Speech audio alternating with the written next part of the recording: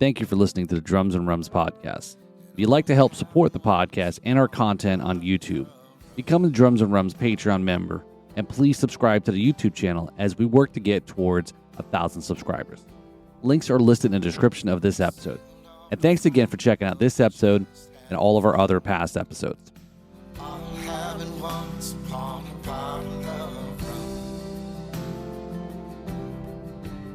Hey all, this is Paul from Drums and Rums with the Backbeats Meets the Spirits.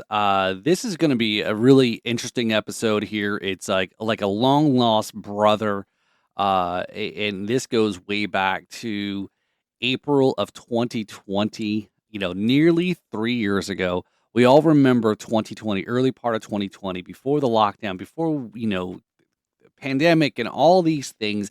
And Drums and Rums podcast started out about that time, just before lockdown, and we got to episode 3, and that was when I had trying to make this decision: do I continue it? We all didn't know what was going to be next, actually, when lockdown happened, how long, and so forth. We didn't know what the future held for us. So at that point, I was decided that if I'm going to keep this thing going, let me go ahead and start doing the Zoom. I wasn't quite ready. I thought I was going to be doing it that soon, but as we all know, shit happens, and you either move forward or you crumble up and, whatever the analogy is. But anyway, so yes, episode number 3, I was listening to it today, doing a little recap and kind of thinking and looking at it, and it's amazing whenever you go back and look at things you've done in the past and, maybe how you improvement, maybe you're, playing the drums and you look at maybe some video you've recorded. But anyway, enough about all that. Let me go ahead and get them on the camera here. Let me welcome back to the podcast, episode number 3, now podcast alum, Erik Truelove. How you doing, Erik? I'm good. So, oh, there you go. Oh, there we go. Yeah, I just had to, It's not rum, though. Let's say right off the bat. But it's a spirit of sorts.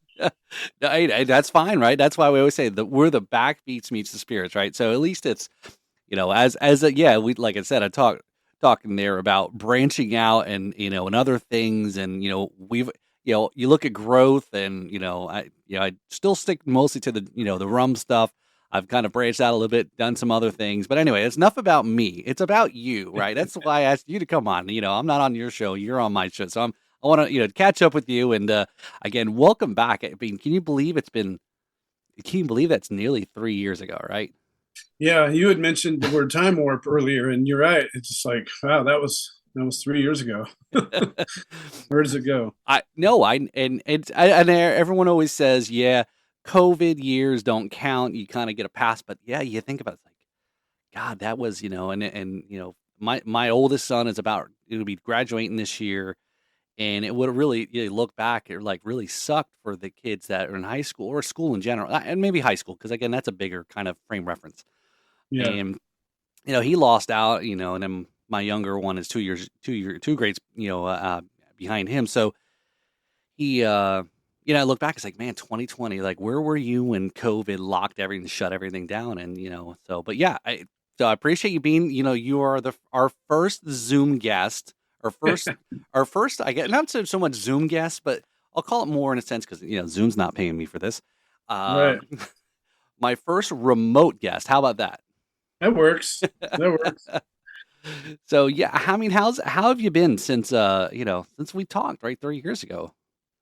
Yeah, well, I'm in a good place for sure. We all went through some rough times, for various reasons. I'm sure we all have our reasons, and hopefully we've all, come out stronger for it. I know not everybody has, but I feel like I have. And I'm looking at our 2 screens, though, man. It's like I thought I was doing better in the camera department, the lighting, but I have a window right here, and during the day it's a totally different ballgame. And I have, different cameras that I use to shoot when I'm shooting video, but I'm just on my computer right now, and right.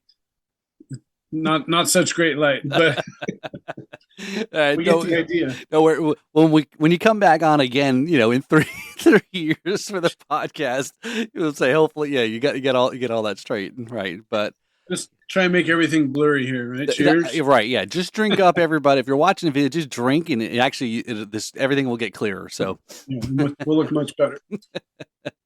So yeah, 3 years ago again, when we talked, it was just very early on, and like I said, I'm hopefully that your family, or I mean, how we that was always Eric. That was the start of. I don't think was with I know I just said I just went back and listened, but I didn't get a chance to listen to the whole thing. But I don't think we actually even got a chance to even talk about COVID yet. Um, Right? Yeah, no, on your yeah, I don't think episode, it so. was more about we just locked down, we didn't know, and so forth. It was episode number 4 where we had two guests, and again, I had the craziest idea, and that's my problem is I always have these crazy ideas and I want to do it, and then I don't think it all the way through. Is with two drummers at the same time in two different time zones. So this podcast was taped across 3 time zones, and from India to Wow. Germany into the U.S.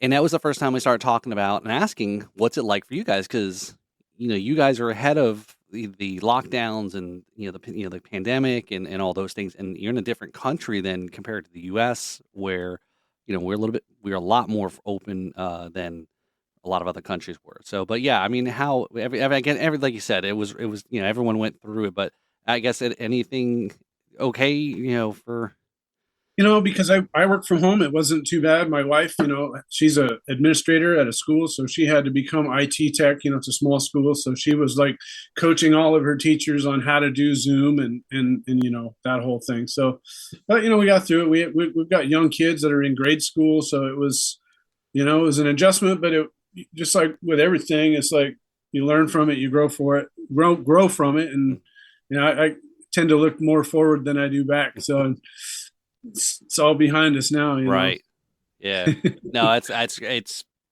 you're right. It is like we were saying, we just can't believe it was 3 years ago, and again, we are looking back, but just can't believe how quickly it did go by, even though at that time it felt like Yeah, it was never going to end at right. that point there. So, but I think all right, there's a new sense of fragility in life yeah, because of you just don't know what can happen, and so for me, especially with this new year 2023, it's just like just got to go for it now. It's like times we got to make up for a couple lost years, mhm. and you don't know, so you just better go for it. Yeah, and yeah, and the pandemic really gave a lot of people a chance to really evaluate where they are in life and careers and things and make it simpler. And um, I know a lot of talk today, is now moving jobs back to being back in the office and remote work. But I mean, remote work has always been there. It just maybe not to the size that it kind of blew up and sustain. But Right. yeah, you're right. It definitely is, and that's the one thing is those listen to the podcast during that COVID time. It was always amazing. I always loved to ask the guest whether it was a brand or a distiller or a company or a musician or whatever. How did how are you making through it? How are you doing?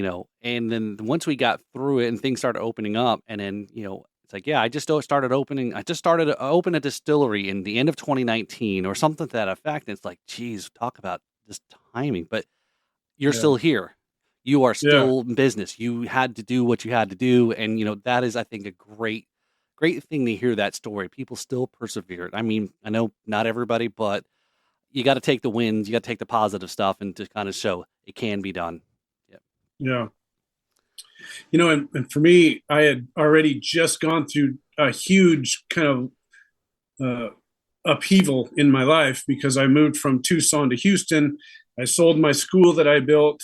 I sold a couple of houses. One was a rental, one was a house we lived in. I got my family moved here, and then to try and establish myself here and sort of take a minute and step back and it's like, do I want to continue Mm.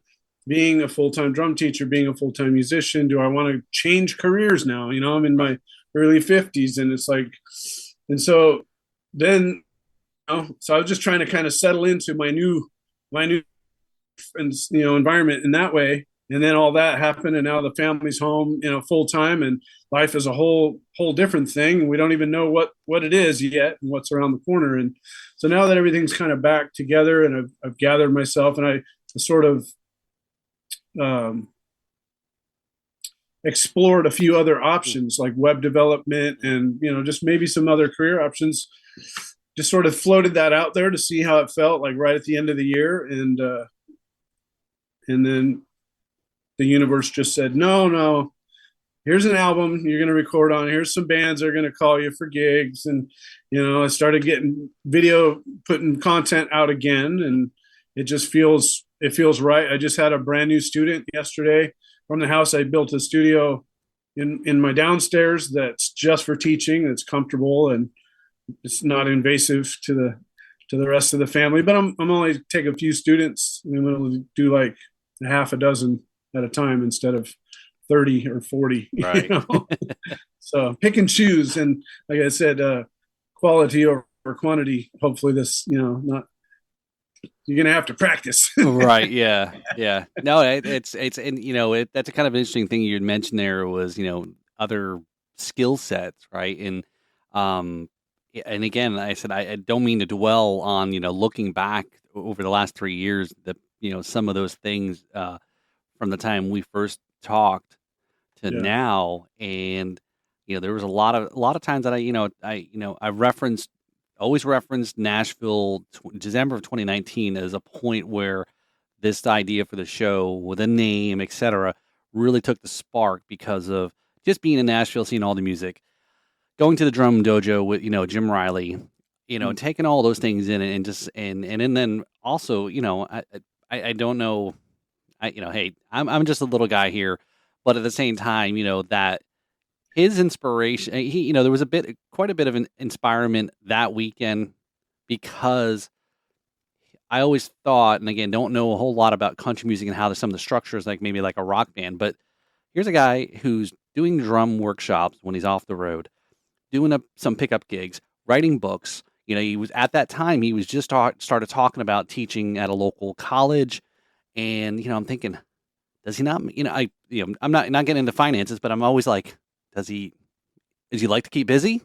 Money or whatever the case may be. I was really, I guess, in awe of that whole, he's keeping busy and the iron's in the fire, right? Right. And then COVID comes. And then if you're a one iron person, you were probably not in as good a shape as maybe somebody else who can kind of pivot into another thing or skill or business or et cetera, and or source income stream. And again, musicians Right. were probably the one that were hit the hardest because the venue's closing. And then now, what am I doing for income? And I'm a full-time musician, Right. et cetera. So Yeah. Yeah. yeah. Yeah. I mean, I was really lucky because, our move here was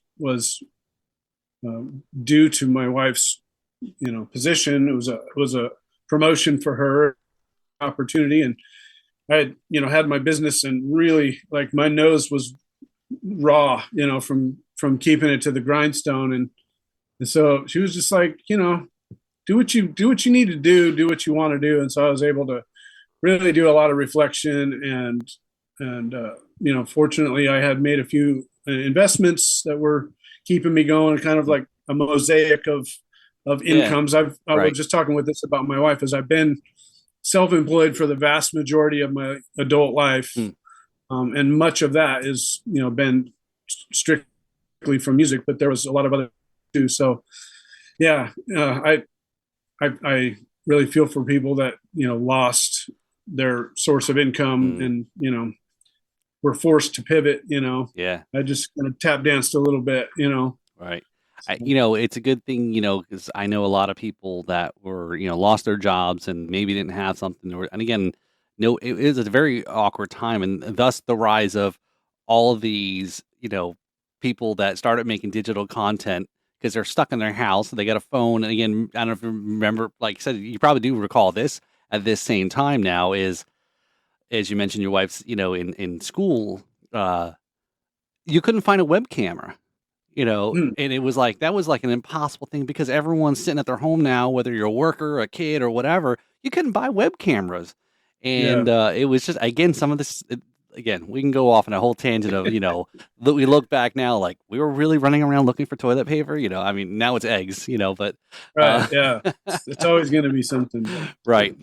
So yeah. All right. So I think we're good. Again, let's, put the COVID aside. Like I said, it's in the rear view mirror now. And, What is yeah? So what is new? You like you said, you got some. You mentioned the song there. You were just working on and practicing, Time Warp, and then you did some recording also. And yeah, so I mean, yeah, let's talk some drum stuff.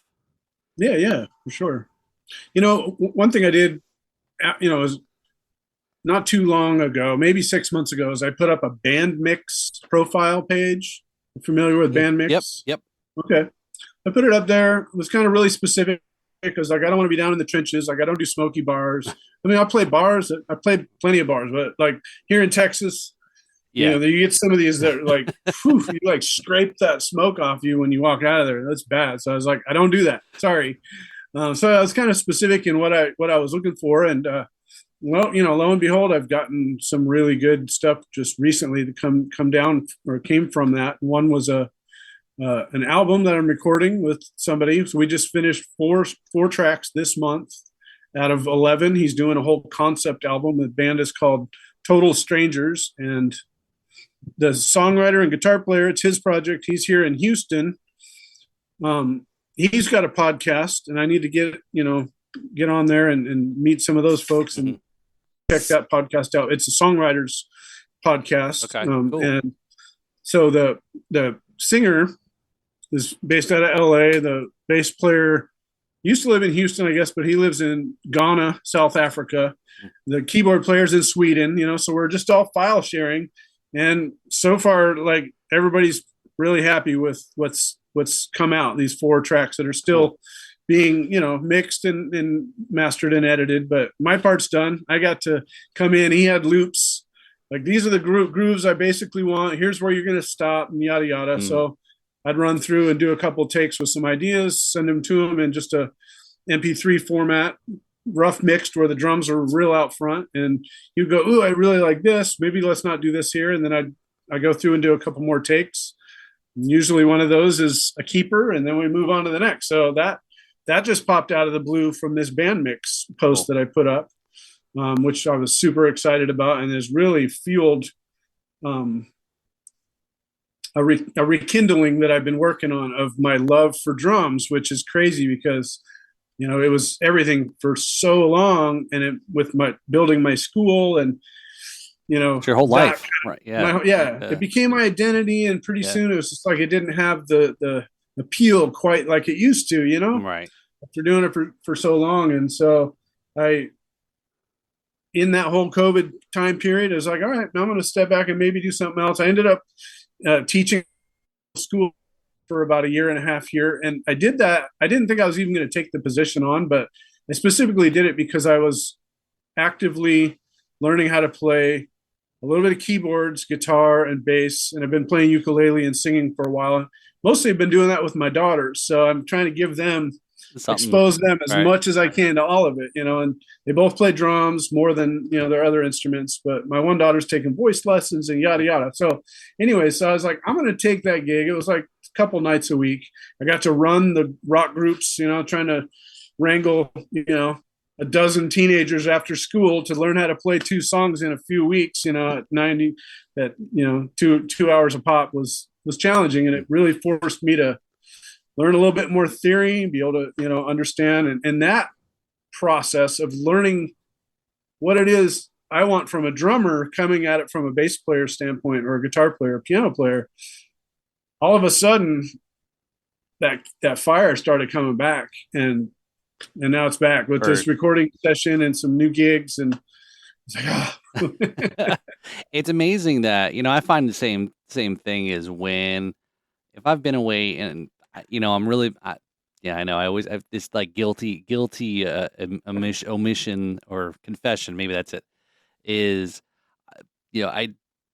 this is now consumed the creative outlet that, early 2020 that I was trying to fill after a couple projects, just kind of, and it wasn't even COVID related, but it was, and it's like trying to play and do, and again, what it's like trying to meet up with people, like you said, trying to meet up with people that's going to fit to do something, and what do you, and, Right. And just fitting that in. But then there's times when I'll, be away from the drums for a while, and again, it's not that I don't like playing, it's just there's life, right? And it's, Right. yeah, I know people will say, well, you don't make it a priority, or you don't. I'm like, well, I've got a family, I got kids, I've got to do have a full time job, that And pays you me. got a podcast. I I got a mean, podcast, yeah, and I'm kind of going all over the place and other things too. And I do, but then when I do come back, I do enjoy it. Do what would I like to play more? Would I like to, maybe, for here in Florida, it's okay because our bar gigs are not bad because you're not allowed to smoke inside, yeah, unless you're like 75% of the sales is alcohol, and but so yeah, so I get what you're saying. Sometimes it's like the absence makes the heart grow fonder, if you want to call it that, mhm, right?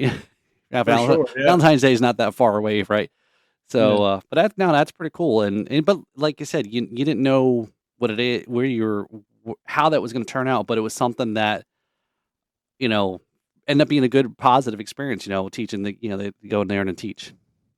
yeah, yeah. I think that I really, tried to come through it, and it's like in karate where you use your opponent's, momentum and to your advantage, and maybe that's what is happening here. But 23 feels really solid, and things are looking.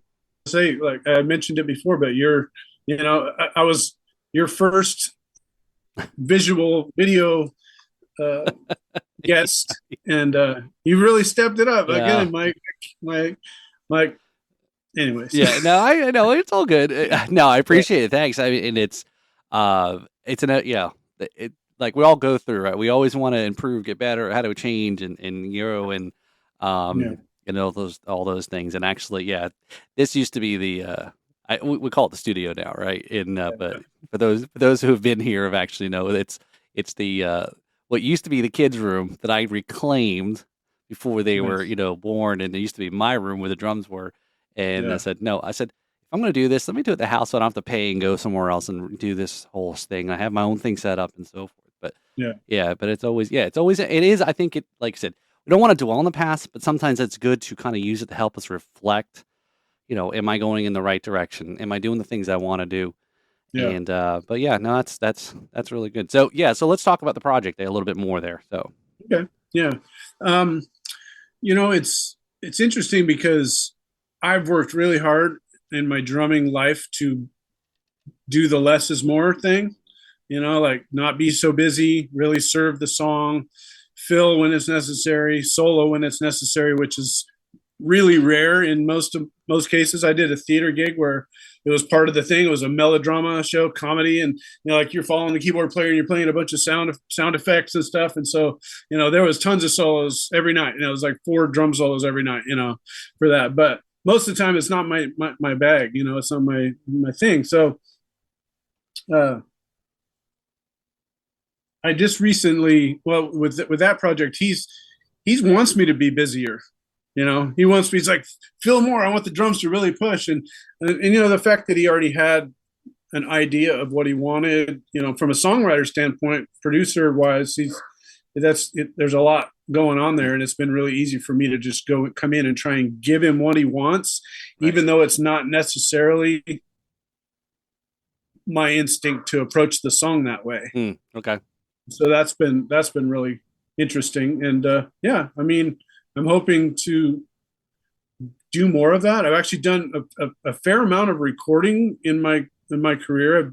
I've been involved in several studio projects and albums and whatnot, but not out of my own. I've done a few out of my own, and I'm really hoping to pivot to that. I finally started doing some drum covers. I hadn't put out a drum cover video in 2.5 years, and so I just put one out this month as well. I've been hitting it hard in January, but it looks way better than this because again, I'm on my camera on the computer, like just the MacBook camera here. So I've got at least 1080p cameras. I'm not Yeah. up to 4K yet, but like Yeah.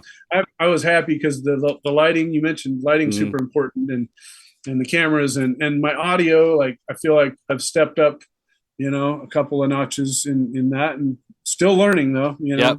It's a constant thing to stay ahead of the wave or stay on the wave. Yep. And especially, a lot of us that are doing something, whether it's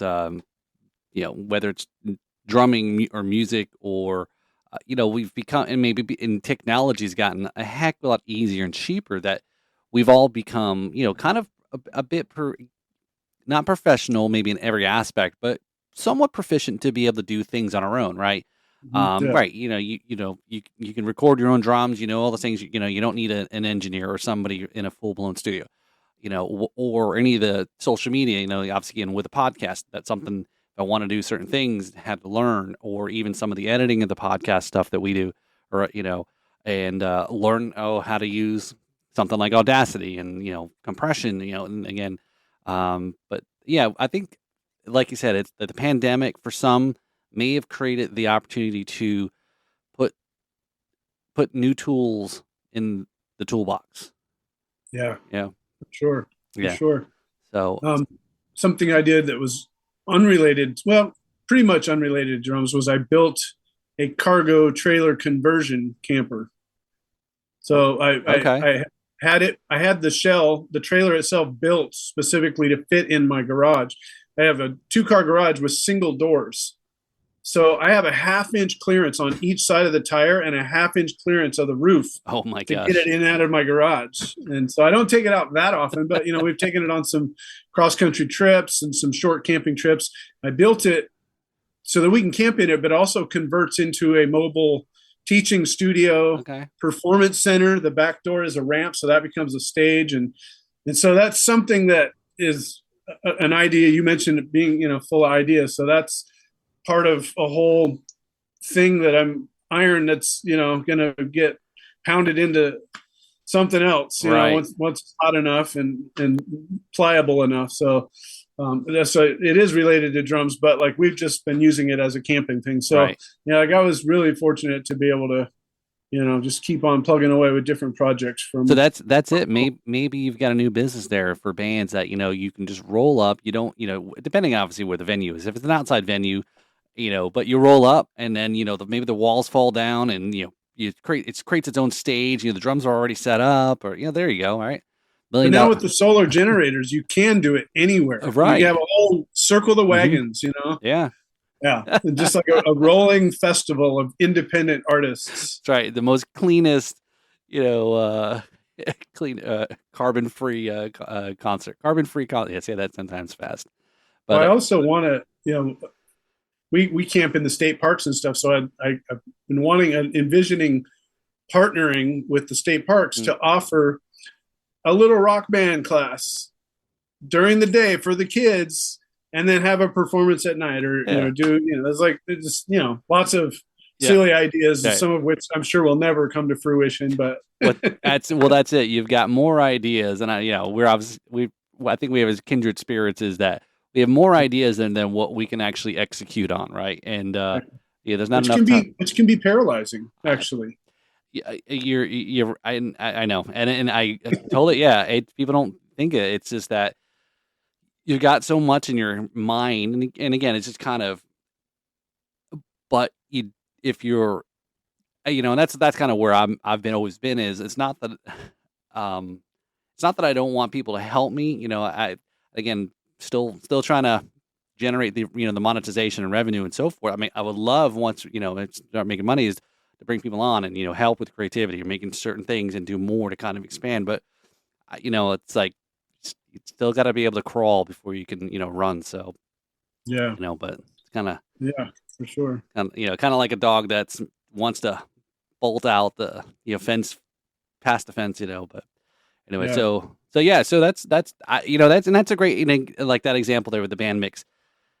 There are good things, positive things that may not have had happened because of the pandemic, right? Because of these yeah, certain lockdowns or meeting up people, because the things would have kept going its normal course, and it would have maybe I think it probably, like we were talking earlier about remote work. Remote working has always been there prior to the pandemic, just not to the volume of it became, and now kind of contracting back.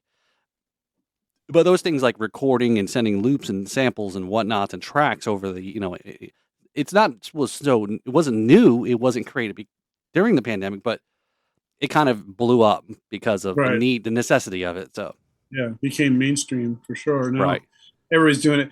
It's like TikTok. I don't do TikTok, but I do Instagram, and now it's Mhm. shorts, and even Yep. YouTube's doing YouTube shorts. And so even today I was doing something on my, I've got this really an electric kit. I'm doing a thing with the Roland Octopad where, it's basically a looper, and Mm. there's got melodic sounds in there. And, there's some people out there doing some really interesting things with Octopad. And I've got it, where there's the mesh snare pad on it and kick pedals and the cymbals. And then it's all on a really small frame.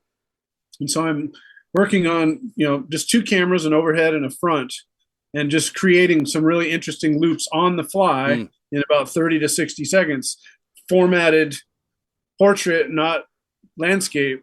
And I'm going to throw them up as shorts and just see what Yeah. happens, But it's like, I've gone back to an old school day planner, handwritten. I still use the Google Calendar and everything, but there's something about checking in with that physical thing that Right. we've always done, Yeah. written it down, and like my ideas and prioritizing. I finally just said, okay, I'm just going to go back to the old way, and I'm going to use the technology to enhance that Right.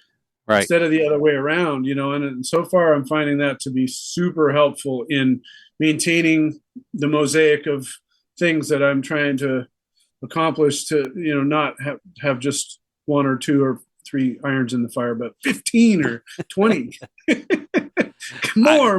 know it's not to say that we're, if anyone's younger than us listening to this thing, that we're dinosaurs, but that's how it's a generational thing.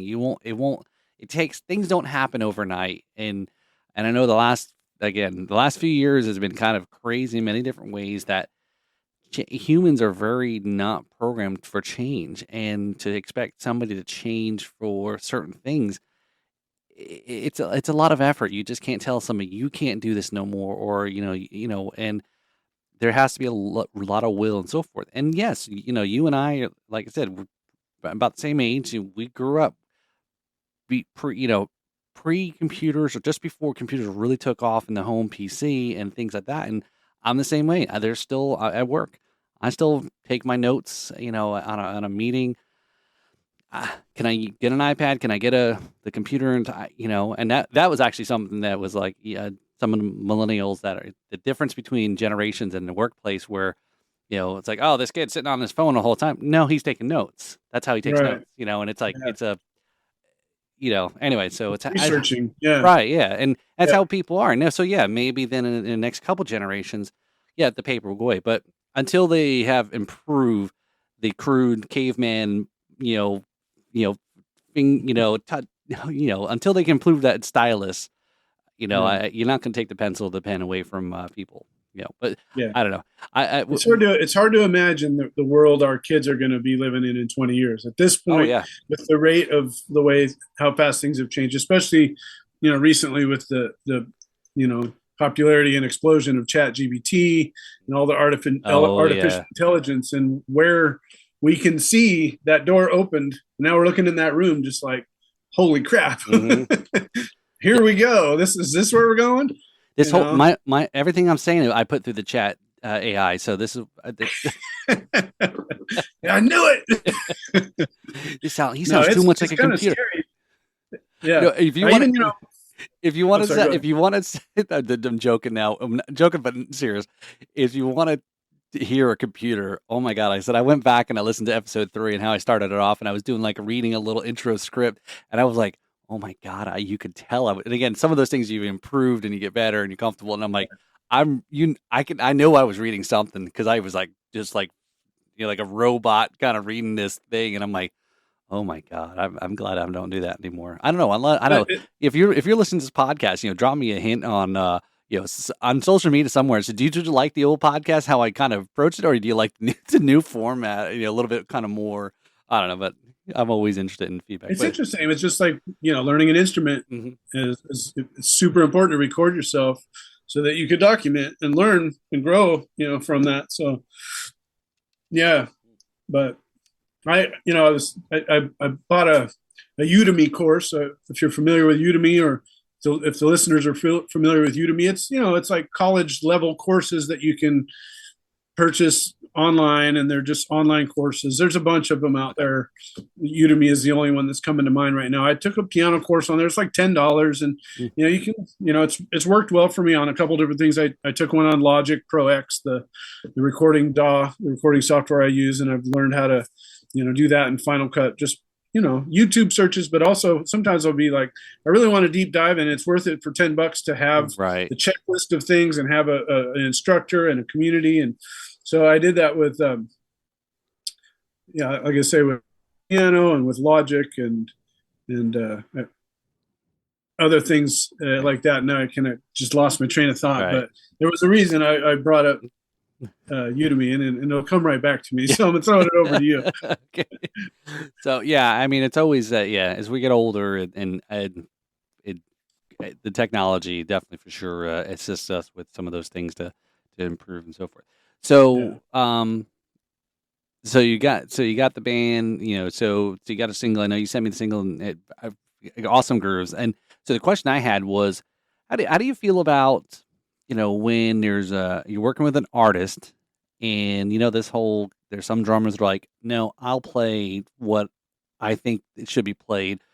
Now again, unless you're being paid, and I don't know, however, right? yeah, Here's your charts, or here's the music, and here's what I'm paying you to play. Um, and again, I think sometimes in those situations, yeah, you shouldn't. You got no room to argue. But yeah, I mean, how do you feel that from another musician in a band kind of telling you, here's what you. I mean, I don't know. I'm screwing this question up here, but yeah. yeah. I think I know what you mean. Um, you know, my instinct was to take it personally at Mm, first, but the agreement I had with this guy, he found me on Band Mix. I heard the stuff, and I was like, I could see recording to this. It's in my wheelhouse. Um, he seemed like a cool guy. We did a Zoom and met, and then he came to my studio for the first session. We knocked out the first two songs, and then it was a bit of a drive for him, and he saw, we understood that we could work together, and he saw my space, and so now we're pretty much just doing it, file. right, Um, so yeah, my first instinct was to get incensed about it. It's like, take it personal. It's like, I'm the drummer. I should be able to dictate what this song don't requires. tell me. Exactly. But it's his song. It's his baby. He's been hearing it this way with these drum tracks.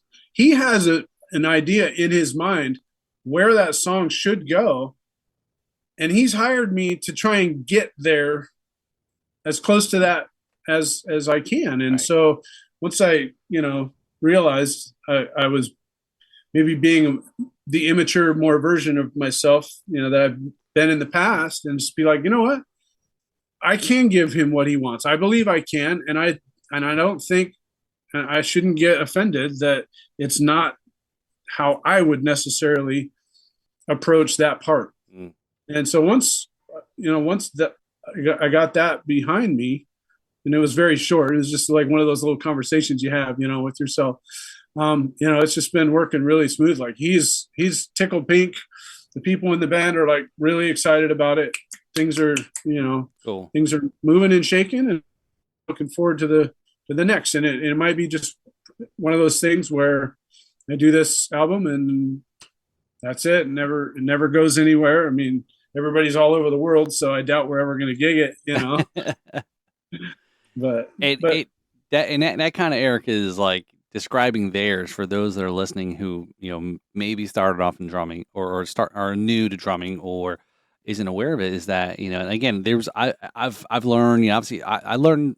I always say that I think do the podcast because I love to learn. I learn so much from the guest, right? And everyone says, oh, sometimes the podcasters are supposed to be the experts and whatever, and etc. It's like, no, that's not the case. I mean, I'm just some dumb guy, and again, that's why I invite people that I find interesting, and hopefully others do, and then again, try to get a story out of people, and then learn some things, and that's how we all grow. It's like you share a little bit, and then somebody says, "Oh, I didn't know that," and then you teach somebody else and expose somebody else to it, and that we're going with that is something I've kind of over time, and I wish I grew up through music a little bit better when I was younger. But I always say, like what you're describing here, musician first, band second, right? So if you can get yourself when you're in high school, a teenager, you're learning, you want to be a rock star and all those things, learn that instrument so well Yeah. because you can probably be in a band, probably have a hit, probably tour, do all these rock star stuff, but chances are it may not give you a lifetime of, a career if you really truly want to be in music for the long Right. haul. And Yeah. so it's yeah, it's all a matter of you want a good career, make some decent money, or do you want to, snort coke off a stripper's butt or something, Right. Yeah. Well, that that sounds more like touring, Yeah, right. Yeah, let's go which live in the back of the van. Yeah, and at 40 and 50, you're like, nah, that's not a cool. right. Yeah, No nah, not thanks. interested. No Yeah, thanks. Yeah. back I'll to the play the I'll smoky play I'll bars. play the strip mall, rock venue. We got a sound person. I just got to show up my drums. I have fun playing music that I grew up with. Yeah, I go home. Yeah, It's a nice way to get out of the house, but I'm gone, for weeks at a time. And I made that decision when I was building my school. mm, It's like kind of try and dictate, decide for myself what my music career looks like. It right. doesn't have to mean touring. It doesn't have to mean the seedy side necessarily, if you don't want to. But yeah, but was happy to get this project came up, and it's a legitimate project. It's a paid gig, and Right. I'm hoping it can lead to some more. Because I like my studio. I'm Yeah. happy here. I had a dark cloud as far as gear went. My I went through a couple of different interfaces and a couple of different computers, and it just constantly felt like I was chasing my tail and beating my head against the wall. And I finally got past all that, and everything's running smoothly. And it's like, okay, I can just turn on a few things, and when I'm feeling it on my time, and when I'm feeling in the right headspace, can get in and do it. Right. So Yeah. No, I'm with you.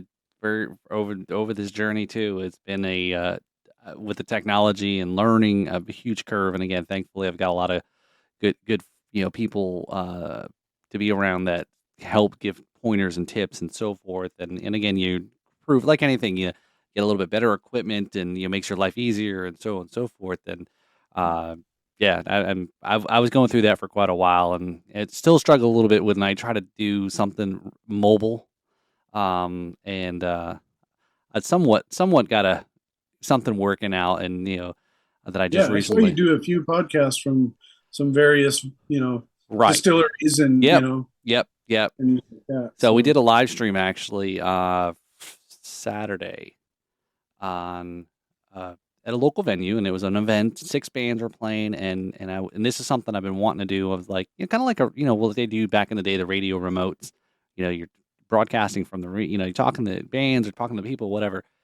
yeah, And I've been wanting to do it for a while, and there was a venue, an event, and it just kind of one of those. It's kind of connected and said, "Hey, I want to do this," and yeah, I didn't get paid for it, but I think it's can hopefully lead into something a little bit more. And the promoter who was putting it on, same thing.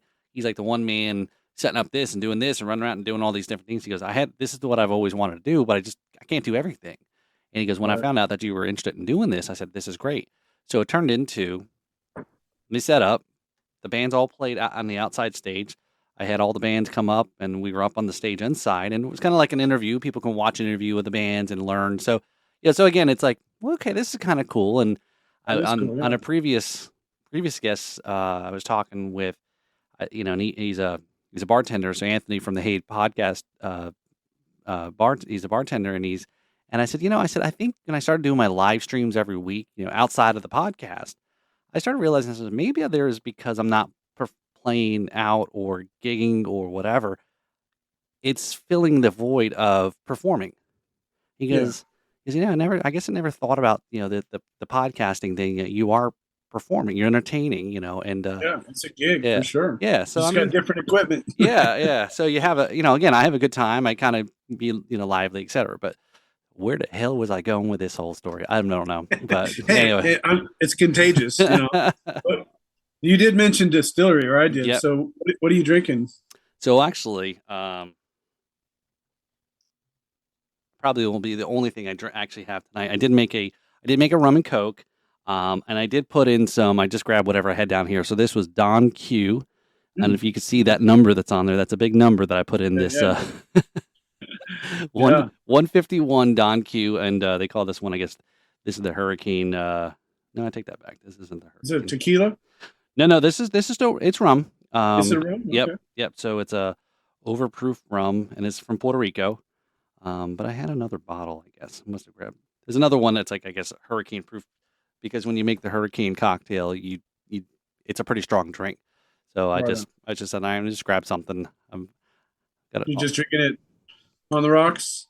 a little mixed. I Yeah. did have some ice and a little bit of Coke, Diet Coke, Okay. so Right on. not too bad. So I just gotta watch. Super fancy rum and coke then. That's right, yeah, strong rum and Coke. So I gotta watch. I haven't eaten dinner yet. So Well, I still usually do the Jaeger. I've been doing that for like 15 years. You know, every time around the holidays, it's Jägermeister and eggnog, and it's called a Yegnog, and that's my okay, creation. It's okay, delicious. I've turned a lot of people onto that. I okay. know it sounds. If you gotta like eggnog. If you don't like eggnog, forget it. But you know, it's a spicy little thing, right? I'm drinking an apple pie, which is Fireball and apple juice. Okay. I Fireball and hope apple. I'm Uh, trying to, little So break from the Jaeger. so I've got a story for you then, and talking about Fireball. I'm not Okay. sure if you heard some of the news lately about Fireball. I did hear that. Yeah, Okay. the little ones, right? Yeah, yeah. Yeah. And the big lawsuit and everything, and uh, it's funny because a local mom and pop liquor store here, I go in and frequent, and we got talking. I don't remember how exactly, but he was telling me because yeah, they're selling Fireball now in the gas stations here in Florida. And it's like it's messed up because people say, "Wow, oh my God, there's alcohol in a gas station. You usually have to have a different liquor license." Well, he goes, "Yeah, but people don't realize when they buy it, they see the brand. It's not the same thing as what you're buying in a liquor store, right? Right. And it's a whole yeah. So there's a whole everyone's all up in arms about the false, and that's something that, especially in the rum world here, is about. There's a big push to be more transparent, wanting companies to Yeah. become more transparent about certain things, and um, It needs to happen. I mean, the shrinkflation has gotten out of control. yeah, Like you buy something in a package this big, and the food in it is like maybe takes up a third of it or something. But it's yeah, it's get- it's getting real crazy. So yeah, it's a malt beverage. My wife and mhm. I were just having this conversation. It's a malt beverage, so it's more like a beer. It's not a hard liquor. They just bottled it in those little bottles and put them in like the candy cane containers for holidays and stuff like that. So, but yeah, So I don't again I have met the owners, um, and again maybe I got to work on my product placement here and some advertising for them here. But if you are interested, there is a cinnamon whiskey. It Hmm. is 70 proof, and it's called Sin City. I don't know if it's hard to see there. Okay, Um, yeah, that's cool. and yeah, so they are cinnamon whiskey with natural cinnamon flavor. So this is by Gatsby Spirits. Uh, really smooth, Hmm. and it's not. I know Fireball can be a little bit sweet, right? Right. But this is more of a truer sense of a whiskey than a I don't know whatever it's considered. I don't know what Fireball's even considered really. I know they say cinnamon Yeah. whiskey, but Right. but yeah. Yeah. Someone sent them up on stage. I was like, "Well, this is really delicious. I'm going to have to go buy a bottle." So, and that's what happened. And it's turned into a few bottles now, but that was a while ago. Well, I couldn't believe I was on a cruise ship here recently, and they were in the liquor store in the ship. I saw a bottle of Goldschlager. I says, "They still make that? Oh my god!" Yeah. Hey, I'm going to pull a Mike Lindell really quick. Right. I'm going You got a to show pillow? you. Are you going to talk about QAnon? I was just thinking, like, why is it really looks bad on my side? So I was like, well, maybe there's like a Smudge. smudge fingerprint or something on my lens. So I don't know if you saw an interview recently, but he was like Oh, cleaning it clean the off with lens. his finger like that. Yeah. That's funny. Yeah. Well, hey, we can, we'll work get some of the AI to fix the all that, right? Oh yeah, they make those sharpening tools, Right. know. All the post production stuff. So yeah. So Yeah. what else? So Eric, the big question I want to know. So the uh, the the pad. Do you still have them? You know, did you get this? Did they sell out or? Are you talking about the Beatnik Rhythmic Analyzer, right? Yeah, yeah. Yeah. They are really close to selling out. Like when I so short, long story for anybody that didn't see the previous or listen to our previous podcast. The Beatnik Rhythmic Analyzer is an amazing tool. It's a practice pad with a computer built in with a visual display that tells your eyes what your ears are hearing of what your hands are doing. And it gives you this new information in this way, a visual way that totally changes your ability to detect where you're at in the pocket, how to subdivide time. And there's just so many cool things about it. So long story short, that product came out, in 2006, the first time I was ever at NAMM, and they were hosting the world's most accurate drummer contest on their device. They got they patented that logo, that slogan, with the Guinness Book of World Records people and the whole deal. It's like the whole thing. So, anyways, I ended up winning it at my first NAMM show with this little device that nobody had ever heard of that analyzes your timing down to a 512th note. Wow. Right? So super, super fine, like splitting hairs.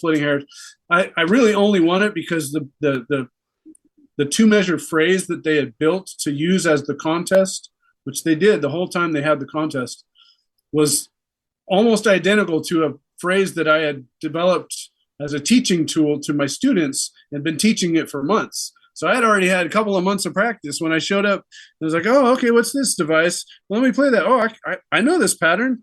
It's a pretty hard pattern, by the way. And anyway, so I think that's how I was able to do it. And then so I went on and I went back the next couple of years to NAMM and was able to maintain the title of world's most accurate drummer, which had really gotten into my head. It's like, oh my God, I can't mess up on stage. Now people are going to know, people are going to know I mess up. People are going to know I'm human, And so anyway, I ended up, they would fly me out there to the NAMM show after that. And I would demonstrate the pad, the Beatnik to people, rock stars, random people, store owners, anybody that you would find at NAMM. So I got to introduce that cool device to a lot of, really, really neat people, thousands and thousands of people over that time. Well, fast forward, I don't know, 15 years later, maybe not quite that long, they go out of business, right? They were actually in business for like 25 years. They used to sell one of the first clip-on tuners that guitar players used to use called the IntelliTouch tuner. It was one of the first ones that kind of went massive, like mass to the population. Right. Then everybody came out with different tuners. So, but our business, Rusty from, the president called me up and said, hey, you've worked with us in this way. I'm done with this thing and we got like 500 left. So I'm offering them to you at X price. And I said, well, I can't do X price, but I can do Y price. And we negotiated and I picked them all up. It was right when I was had moved to Houston. I was still kind of going back and forth because I was selling my business, selling my house. So I spent a year and a half flying back and forth from Houston to Tucson. But so he was up in Dallas. The company was from up in Dallas. So I rented a U-Haul, went up and filled that van to the gills with all those and the bags and the adapters and all the promo materials, and brought them down and put them in a storage, unit in my apartment complex we were in at the time, and just started selling them, and that was, 4 years ago, I guess. So wow. There was about 350 of the deluxe model, the one that most people think of when they think of the Beatnik Rhythmic Analyzer, if they know about it.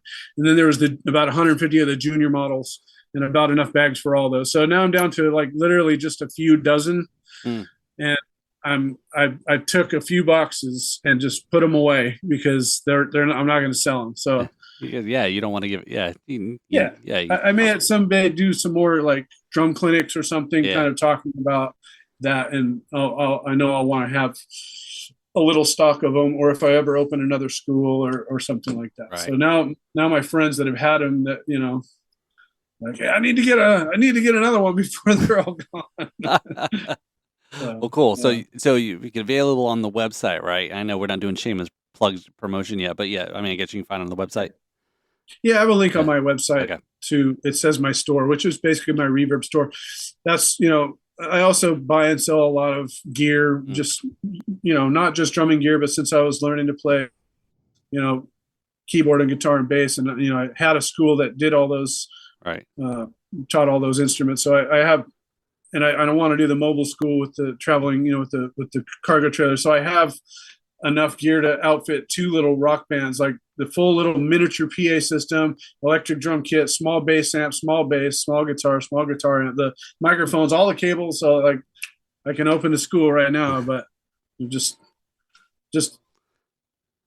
put those in the closet, for Right. now. So So yeah. speaking of, yeah, if you play, since you play other instruments, is a good friend of mine here in South Florida, podcast also, Brad Brock, who is good friend of mine, and again, he's another one who's been a musician pretty much all his life, and so he knows the audio aspect of things. He also is a one man band, and Oh, nice. so he plays, he sings. He's like here and probably like everywhere. Every soloist is using some type of looping going on to kind of add a little bit more to their sound. Right. He has these. He has a couple of. He's got like one of these on his guitar that he Hmm. plays, and when he's strumming, he's using his pinky to basically tap it for the ride cymbal. Oh, So nice. his whole thing, his whole one man band thing, is him playing the guitar and using his feet with a bunch of electronic drum pedals that goes through and the little brain and all that. So he's playing a full, it sounds like a full drum, it sounds like a full band if you hear it from a distance and you're like, Right. where's the band? And it's just like this one guy and he's playing drums with his feet, using both feet and so forth. And Yeah. yeah, so it's pretty wild. Yeah, so I'll have to send you the link or video, some of the stuff just to see how he has it set up. I was always interested. It's like that's kind of really cool, that. It is. Yeah, I Yeah. follow a bunch of loopers, and I'm pretty fascinated by it.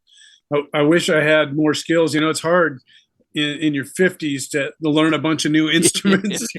I mean, that's a But whole really, nother. It's a whole yeah, it coordination is. too, right? Yeah, Exactly. with It's like this I'm and never this gonna and be, like I'm never gonna play any of those instruments well enough. to I where could probably get by on a bass gig or something if I had to. And that was the thing. I was teaching at the School of Rock for about a year and a half here in Pearland, and it forced me like I spent a whole day every week learning the bass parts, the guitar parts, and the keyboard parts for a bunch of like three or four simple rock songs. Maybe Weezer or maybe AC/DC or whatever, and taking these classes online just to kind of just yeah, yeah, learn enough to show the kids that were brand new beginners for them to do it, and then right. try and get them to play a whole song by the end of the semester. And it was great. It really put me through the grinder as far as my understanding of how much farther I have to go to ever consider myself a guitar player.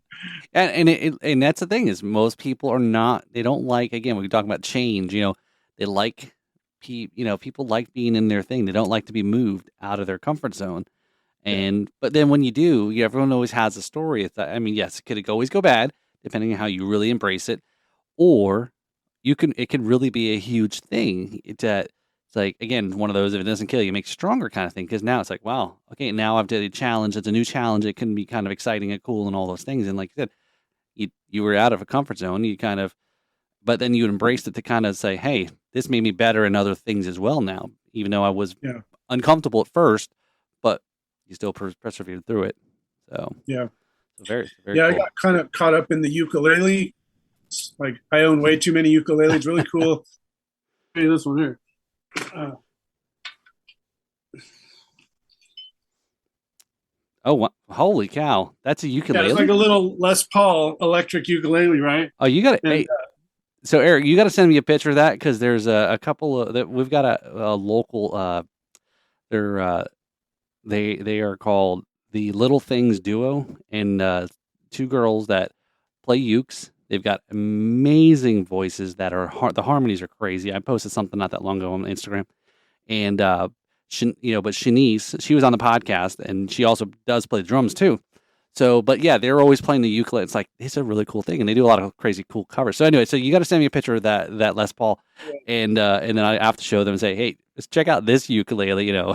looks like, but Yeah, I started playing ukulele. My first daughter was born, so she was maybe a year and a half, and I just happened across one. I was like, "Oh, this is really interesting," and they're supposed to be easy to learn. So I just started learning a few songs and singing to her at night before bed, And so I mhm, still do that to both my daughters every night as I sing them. So now I've learned like 40 or 50 tunes that I've memorized that I can play and sing on ukulele. I'm not the best singer, but I've also strengthened my voice with mm, the bands I've been playing with the last couple of years. I do a lot of harmonies and even a couple of lead songs. So, I can get through it. And talking about looping, I've experimented with a bunch of loopers, and I just don't think that's the route I'm going to go with mm, it. I've got a pedal called a Beat Buddy, mhm. Okay. which is a drummer pedal basically. And it's a really cool pedal because it has A part, B parts, and some really tasty fills, and you control when those fills happen. Mm. When you go from A to B, you can set it sobriety level, so it can be stone sober, or it can have up to 5 beers, which is totally pointless, as you might can imagine. Just like You're with you're a really real playing drummer, behind the beat there, right? right? So I found one beer like for myself, like one drink, and for my beat buddy, I call him Phil Groovemore. We do a duo thing. So I'm trying to incorporate all those songs that I've learned from my girls with this drummer pedal, and it sounded really cool. And so, totally separate from my drumming career, my goal this year is to get into a couple senior centers Mm. and go sing songs, some old Elvis songs and Eagles and the Beatles and stuff for the elderly that are in nursing homes that Yeah. don't get a lot of entertainment, and my girls like to sing and play with me, and so we've done a Cool. little bit of few little open mics and stuff with that, so that's another little Cool. goal. Yeah. And something that came to mind was we had on, I think it was not, geez, like I said, I think back when certain episodes were, and I thought it was last year, but no, it's like, no, it's actually 2020. And again, you keep forgetting, no, we're in 2023 now. It's And all a blur. so Jim Mola, he's based in New York, and he's a drummer. I think he's the president of the New York PASIC chapter, and something to that. I'm trying to go in memory. And he also sings too, and he does voiceovers and so forth. So it's one of those, again, I always look at this whole podcast. That's why I call everybody alums, right? I had Don Farmallero on, Nice. last early last year. I think it was like early, almost this time and he kind of was. I think he was kind of giving. I think it was hopefully, fun poking, prodding about drums and rums, and then it's like, okay, Yeah, drums and rums and alums, and he goes, kind of get drums and rums and crumbs. I was like, okay, yeah, I know it's a play on words, and yes, it's silly yeah, and catchy, but again, people remember it. So, but yeah, so yeah, Jim had anyway, so what I was saying was, all these different people from all over connecting the dots, and if somebody sees somebody, it's always, I always kind of, that's how I look at it. It's like, a friend of mine is a friend of yours, kind of thing. And right. if somebody sees somebody, they always say, hey, so and so, can you introduce me to so and so? Sure. I Yeah, mean, and because that's how I do a lot of the podcast too. I'll ask a guest that's been on, and say, oh, so and so, or this and this, do you mind introducing me to come on the show? And nice. yeah, so it's this cool community of music and enjoying music, Certainly. and Yeah, with a beverage and having a good time. We don't talk, nobody knows anyone's political affiliation, nobody knows about what religion, nobody, and we're all just here enjoying the music. That's why the one common thing that brings everybody together is music, right? So for sure. absolutely. So Trying to think. I think I might only know one drummer in Florida, Casey Grillo. He's the drummer for Queensryche. He's okay. the current touring drummer for Queensryche. He played for Camelot before that. He was like, I think, original drummer for Camelot, and really cool guy. He's based out of Florida there somewhere. I want to say Tampa, but I Okay. could be wrong. He also does a custom drum head business where he makes drum heads for like some of the biggest names. Like he has a lot of his drum heads in the Super Bowl, Oh, like cool. for Brian Fraser Moore, like that played for Madonna, and just like so many artists have used his business. It's called, I want to say, Drum Static. Okay. He's just done some crazy cool stuff, especially with LEDs and things like that Oh, too. cool. with his drum business. But really cool guy. I met him through NAMM and through the Beatnik because he was a Beatnik artist, with onboard research and stuff like that. So, but yeah, you Cool. might. I'll send you a link Yeah. to him. Maybe he wants to come on the show and Yeah. talk about. That'd be awesome. And like I said, I'm always up there. Like you said, some of the distillery tours you've seen is I'm always up for traveling. I said my goal has always been like to take a Guy Fieri show and the Sammy Hagar show where they both drive to places and check out. So that's what I want to do, but like with music and and a booze kind of aspect. I don't know if that's actually been done before where they've married the two things. So Yeah, no, if you're that's watching this, cool. anybody, don't steal my idea. I've already copyright, hashtag copyright. Talk to my lawyer, okay? That's my idea. Same Damn thing with it. the cargo trailer conversion and the That's state right. This is campgrounds and all all that. by My idea. watching this podcast, you have inadvertently have signed the non-disclosure the agreement that you just did not know about. So there you go. Yeah. So all right. And hopefully that separates us from the AI is that Yeah. these ideas, You gotta kind of throw it off there, right? Yeah. So all right, Eric, are you ready for the rapid fire? Oh my gosh. Okay, I guess. I don't know. Do you need to refill? Do you need to refill your drink? I'm still good. I Okay. made a big one because I knew we were probably going to talk for a while. All right. So here we go. So let me cue this up here. Here we go. All right. Here we go. So I'm not supposed to think too much about my answer. Just blurt it out. That's Is that right. That's right. Okay. The first thing that comes to mind there, right? Don't overthink it, right? Okay. Like again, this is something that I know most listeners are listening today know about this segment. And but for again, this was not a segment in April of 2020 when we taped episode number 3. And again, you think about it, this is going to be episode 128. Dang. Crazy, right? How awesome. how quickly time flies and congratulations, man. That's awesome. No, I appreciate it because I was telling some of this stuff last night. Actually, he was like, I want to do a pie. I have this thing. And I go, yeah, sure. Here's my card. And I said, I'll talk to you. I'm not telling you anything you probably couldn't go look up in yourself. I mean, anything more than a conversation over a coffee or whatever. But I said, I told him, I said, the stat I always hear is most podcasts stop or fail at like they don't make it past the 7th episode because people are like, hey, this is a cool idea, but then it's a lot of work, and so. But anyway, so yeah, but it's I'm glad again as I mentioned earlier was COVID could have really stopped this podcast from continuing after 2 episodes, and so. But anyway, all right. Maybe it was what kept it going. Who knows? Okay, so how many? True. You got 4. It's 4 questions, right? So this is called in 4 beats or less, right? Okay. All right. So yeah. So this is in 4 beats or less. Some people ask us, well, what's the tempo? I said just 4 beats. So and so forth. So all right. So question number. We decided the tempo, right? That's right. That's right. That's right. So in 4 beats or less, who's on your Mount Rushmore of drummers? Benny Greb, Buddy Rich, Tommy Lee. Oh man, Steve Gadd. Okay. Yeah. Very good. That was probably 6 or 7 beats there. There you go. Yeah, there we go. This is got to be the beat, the segment for the Beatnik, the rhythm analyzer here. That's what this should be. That should be the sponsor of this segment. But there's 4 guys on the Mount Rushmore. So that's no. See, I had a guest say to me, "Well, wait a minute. This is my Mount Rushmore." I said, "That's true." I didn't say how many. I just said, "Who's on your Mount Rushmore?" Okay. And I had interviewed one of the drummers from the event from the other night, and he's hopefully I don't get dinged, but yes, his parents were at least in attendance, but he was underage, right? So again, most of it was like there's a very similar like the School of Rock, was another local music school, live music community here in the West Palm Beach area. And so I'm talking to the kids, kind of interviewing them. The parents all thought it was kind of a cool thing. It's like, oh, you kind of this is something different for them to do before a show, right? Before going up on stage.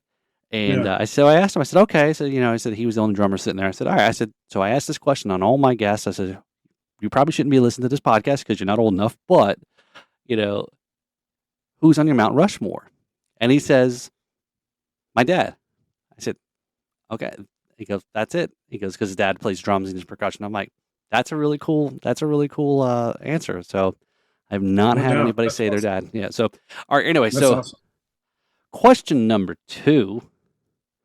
And these are not all drum related. So people Okay. ask. Sometimes I have to explain myself. The Drums and Rums podcast is sometimes not always drums, and not always rums, and not even both things together. It can be 100% one or the other, or whatever.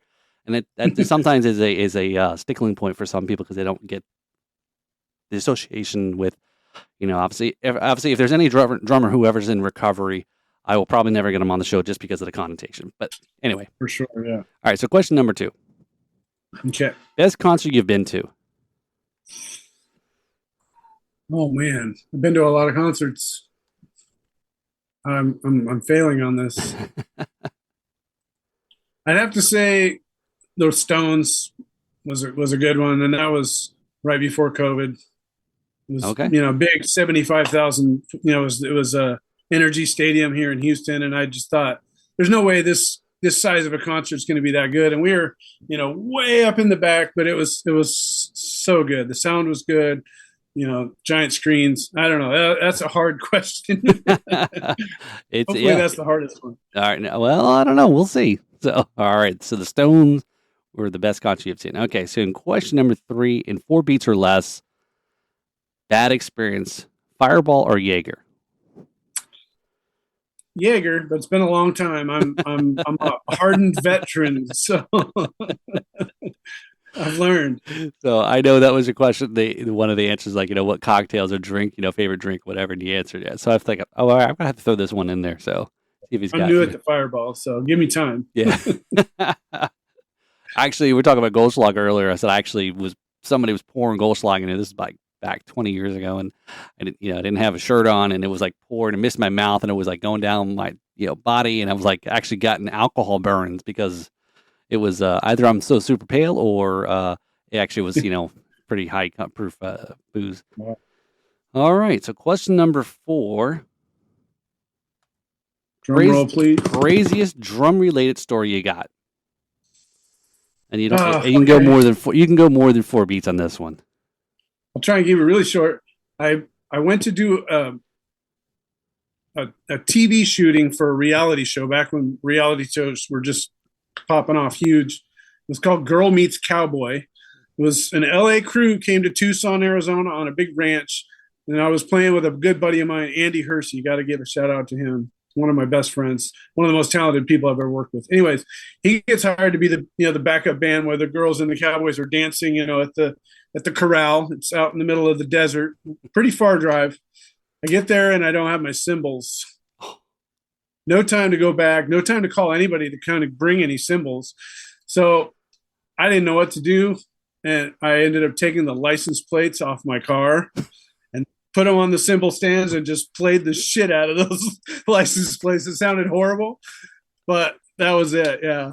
That never saw the light of the light of day is probably my fault, but So we can't do anything with this.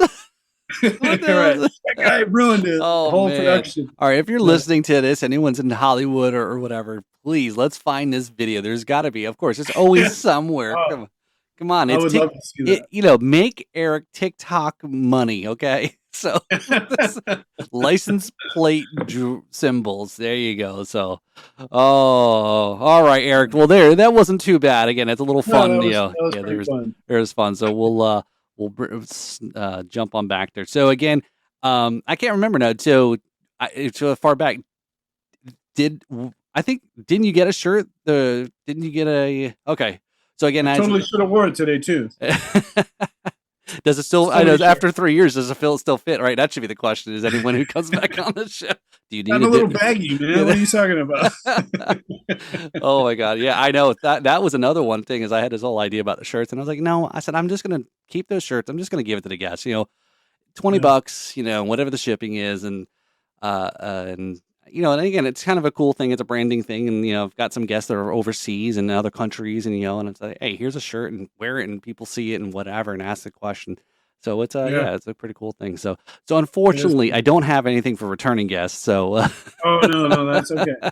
One of these days, it's going to make it into a quilt because there's this lady in town that makes quilts out of your old like rock T-shirts and stuff like that. Okay. And I thought, I'm going to have a couple of those made, and when I have a bigger studio someday, we'll put those up on the There wall you for some go. extra soundproofing, you know, That's pretty cool. because Cool. I got way too many rock t-shirts. I can't get rid of them, and I just don't wear them anymore, you know. Yeah.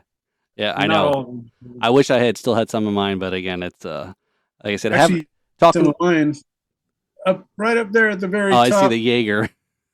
Yeah, there's a bunch of t-shirts that I wrapped around some like 1-inch sound deadening boards and just put them up on that angle of the ceiling there. Mm. So I used a few, but yours is not up there yet. Cool. So as we wrap up here, Erik, so what's again, what do you want to have people check out? What do you want to do, promote, social media, et cetera, websites, Venmo, Cash App, whatever. Yeah, no, I'm pretty bad about that kind of stuff. I mean, I have a website, eriktruelove.com, and I try and keep that up to date, with the gigs I'm playing, and I've got a Spotify playlist. If you just search Erik Truelove, I kind of have procured a playlist of projects I've been on that are on Spotify. So there's a bunch that I've been on that aren't on Spotify. So that's kind of a smattering. And yeah, that's I try and do Instagram and all that, but I still have my Drum and Drummer School of Percussion Facebook page is still active. Okay. So if someone wants to find me, that it's not hard, which is kind of scary, but It's yeah, everything's so much out there, and that on the internet. So cool. Yeah. All right. I Yeah. appreciate the opportunity, man. I really appreciate you asking me back, and Yeah. I think it's awesome that you're doing this, and it's growing, and it looks great. Sounds great. I appreciate it. It's again, and thanks to the invite to come back on. I had and it's, again, 3 years. It just as crazy as to think it was 3 years ago, and and hopefully it's not another 3 years. And again, let's try to do maybe some more stuff in collaboration, other stuff. I'd like to try to branch a little bit more from just some of the podcast stuff and do a little bit more video stuff. And again, for me, try to get my butt back in the drum throne, right, to do some stuff. I mean, I think I went over to my practice space, and I was just kind of doing a little fooling around, and I had a short amount of time, and I was just sitting there, and I was watching all these guys on Instagram with all their crazy drumstick flips and so forth, and I just took mine, I threw it against the rack tom, it bounced back, I threw it again, and then it went that way, and I just thought it was funny as shit, and I was recorded the whole, like I said, just record everything and see what happens, and I posted I posted it, and it's interesting with all the social media is that the video got different traction depending on what social media site, so I don't know, it was kind of funny though, but I was like, it's a weird nut to crack, the whole social media thing. Yeah, but you gotta get some creative stuff that people find, will draw them in. So, but yeah. So Erik, I appreciate coming on to the podcast here. So for us here, like I said, it's definitely let's not make it three more years, right? All right, that sounds good. Yeah, let's keep in touch for sure. Yeah. So Erik, I'd like to thank you for coming on the podcast, talking about drums, and catching up on a whole lot of stuff. So check out the Drums and Rums podcast. Give it a like and follow. Give it a review. Lots of other great episodes that are out there. Go back to listen if you haven't heard episode 3. You can see how much we've definitely improved and matured, or whatever the word is, over the time. And follow us on Facebook, Instagram, and subscribe to the YouTube page. We're trying to get to 1,000 subscribers. That's the magic number that everyone looks at. And also check out the website, drumsandrums.com. So thank you all, and have a great day. This is Paul, where the backbeats meets the spirits. Thanks all. Cheers.